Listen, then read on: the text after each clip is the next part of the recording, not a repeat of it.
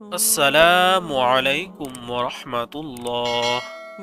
যেই দুটি কারণে রহমতের ফেরেশতা আপনার ঘরে প্রবেশ করে না, আল্লাহ তাআলা ফেরেশতাদের বিভিন্ন দায়িত্বে নিযুক্ত করে রেখেছেন।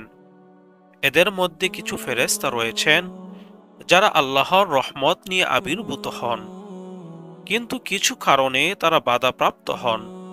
হাদিস অনুযায়ী যেসব কারণে তারা বাধাপ্রাপ্ত হন, ভিডিওটি ধৈর্য সহকারে দেখতে থাকুন, ইনশাআল্লাহ অনেক উপকার পাবেন।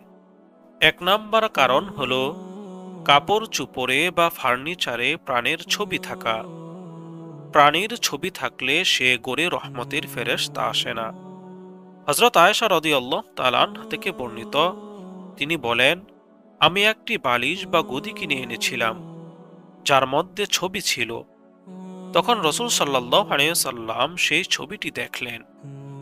তিনি দরজার বাইরে দাঁড়িয়ে গেলেন, ভিতরে প্রবেশ করলেন না। আমি বুঝতে পারলাম যে তার চোখে এটা অত্যন্ত অপছন্দনীয় ব্যাপার। আমি বললাম, হে আল্লাহর রাসূল সাল্লাল্লাহু আলাইহি সাল্লাম, আমি আল্লাহর কাছে তওবা করছি এবং তার রাসূলের কাছে ফিরে আসছি। আমি কি অন্যায় করেছি? তখন রাসূল সাল্লাল্লাহু আলাইহি সাল্লাম বলেন, এ গদি কিসের জন্য?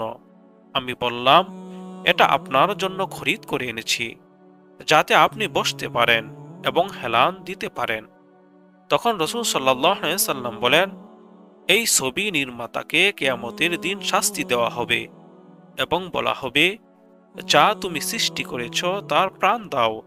এবং তিনি আরো বলেন, যে ঘরে প্রাণীর ছবি থাকে সে ঘরে ফেরেশতা প্রবেশ করে না। দুই নম্বর কারণ হলো ঘরে কুকুর থাকলে ফেরেশতা প্রবেশ করবেন না। হযরত আবু তালতা রাদিয়াল্লাহু তাআলা আনহু সূত্রে বর্ণিত, তিনি বলেন, নবী সাল্লাল্লাহু আলাইহি সাল্লাম বলেছেন, ফেরেশতা ওই ঘরে প্রবেশ করে না যে ঘরে কুকুর থাকে, এবং ওই ঘরেও না যে ঘরে ছবি থাকে। যদি মাতাবিহীন ছবি থাকে তাহলে কি ফেরেশতা প্রবেশ করে? হযরত আবু হুরায়রা রাদিয়াল্লাহু তাআলা আনহু বলেন, নিষিদ্ধ ছবি হলো প্রাণীর মাথা ও চেহারা বিশিষ্ট ছবি। মাতাবিহীন ছবি নিষিদ্ধ নয়। যদি প্রাণী ছাড়া অন্য কিছুর ছবি থাকে তাহলে কি ফেরেশতা প্রবেশ করবে? সাইদ ইবনু আবুল হাসান রাহমাতুল্লাহ আলাইহি থেকে বর্ণিত, তিনি বলেন, আমি ইবনে আব্বাস রাদিয়াল্লাহু তাআলা আনহু এর কাছে উপস্থিত ছিলাম।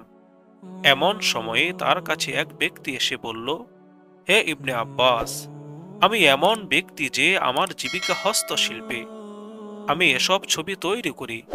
ইবনে আব্বাস রাদিয়াল্লাহু তাআলা আনহু তাকে বলেন, এ বিষয়ে আল্লাহর রাসূল সাল্লাল্লাহু আলাইহি সাল্লামকে আমি যা বলতে শুনেছি তাই তোমাকে শোনাবো। তাকে আমি বলতে শুনেছি, যে ব্যক্তি কোনো ছবি তৈরি করে আল্লাহ তাআলা তাকে শাস্তি দিবেন যতক্ষণ না সে তাতে প্রাণ সঞ্চার করে, আর সে তাতে কখনো প্রাণ সঞ্চার করতে পারবে না।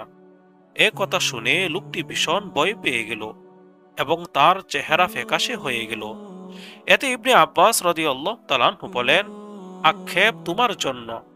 তুমি যদি এই কাজ নাই ছাড়তে পারো, তবে গাছপালা যেসব জিনিসে প্রাণ নেই তা তৈরি করতে পারো। তাই আসুন, বাসস্থান ও কর্মস্থল সব জায়গাতেই রহমতের ফেরেশতার জন্য উন্মুক্ত করে রাখি। আল্লাহ তাআলা আমাদের তৌফিক দান করুন। আমিন।